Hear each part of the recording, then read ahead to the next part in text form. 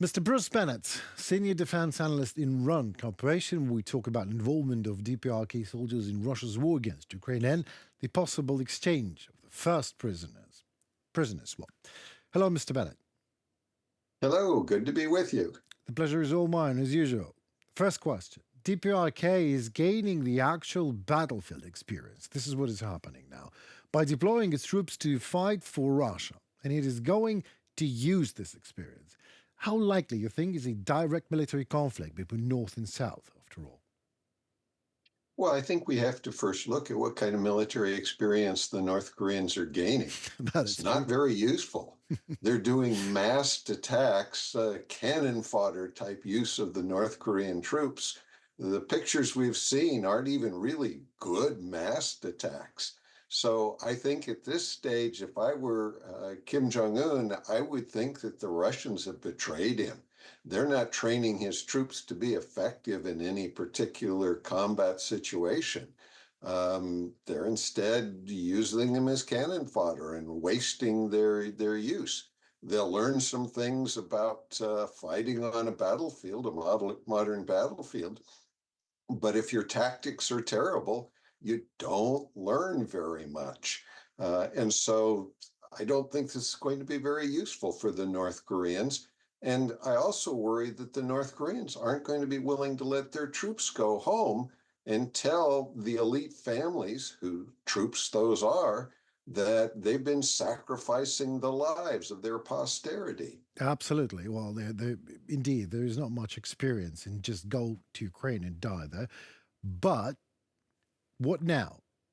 I mean, maybe there is a way that it's possible to turn South Korea into be more ally mode, turn that mode on by giving Seoul what he wants. I mean, those POVs maybe, because Seoul obviously says that it's just one nation, Koreans. These are our people, and they want them back, whatever the term back means in this case. So shall Ukraine give these POVs to South Korea or not? What do you think? Oh, I think they should very much. I think that would be an appropriate activity. Certainly giving them back to Russia is not a great idea because those individuals will be killed promptly because they've undoubtedly shared information with the Ukrainian authorities. Kim knows that. He's going to be furious at them. Giving them to South Korea, very smart idea. And the problem, though, now is with the political uncertainties in South Korea. It's not clear how you make South Korea closer to Ukraine and support Ukraine. But certainly starting with these soldiers would be a good start. Absolutely. I'm sorry for pushing you to that answer, but this is the exact answer I wanted, actually, for myself and for my audience, because they asked me questions from time to time. So you've mentioned that Kim Jong-un is more or less betrayed by Russia. How exactly? Do you think he cares about the cannon fodder? Oh, I think he was anxious for his troops to learn about the modern battlefield. To develop new tactics. I mean, you go back to the Cold War, the Russians, the Soviets had some very interesting tactics that they potentially planned to use against NATO. The Russians haven't figured those out yet for the modern battlefield in Ukraine. You look that they've learned that all of their World War II experience of massing isn't working in an environment with drones and with all kinds of means of fire. Yeah, I mean, it's 100 years after they were almost 100 years. So why not to look at that? But I have another question. Ministry of Unification in South Korea that want these people, these individuals back. What is that even? What is the Ministry of Unification? What do they do? Is that intelligence? No. There are several parts of the South Korean Constitution that identify unification as a requirement for North and South Korea.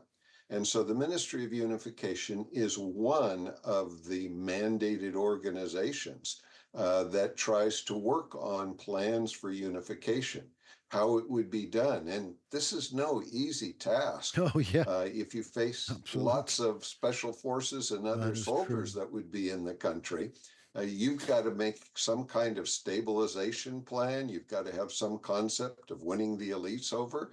And that's, in theory, what they're supposed to be doing. Right.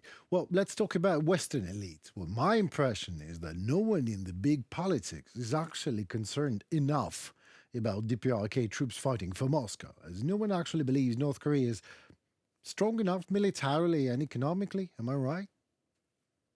Well, I think there's a certain element of that, but I think it's also the case that the number of troops being sent is not very large, No, true. that Kim is probably not very serious. If he was, he would have already sent replacement troops, given how many losses they've suffered. So it's not clear that this is other than a kind of token deployment to demonstrate that Kim supports the mutual defense agreement. Yeah, note, Kim didn't send troops that went to occupied Ukrainian territory so much. They went to Kursk. And what lessons are they learning?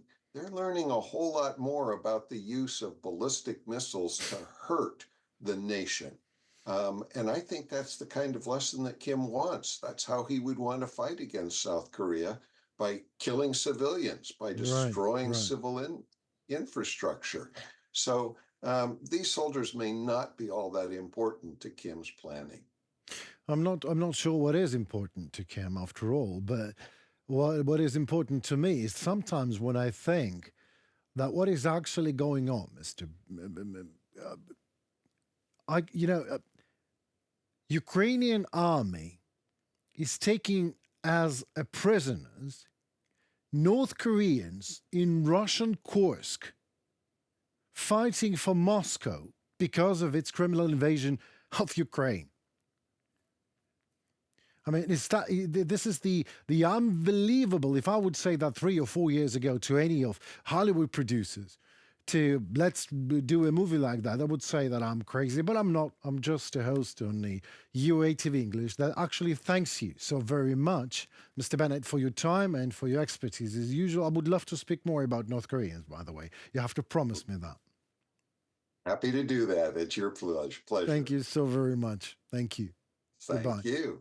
Goodbye. Bye-bye. Well, that will be all for today. Thank you so very much for your precious time with us. My name is Henry Keane, and we are, yes, UATV English and English-speaking Ukrainian state media, doing our best to deliver the hard truth in easy terms for you, for the whole free world, directly from Ukraine. Please don't shy out to like, share, and comment. Your voice matters, and it helps Ukrainian voice to be heard globally. Indeed, stay safe, and see you on Sunday with a weekly episode. Goodbye.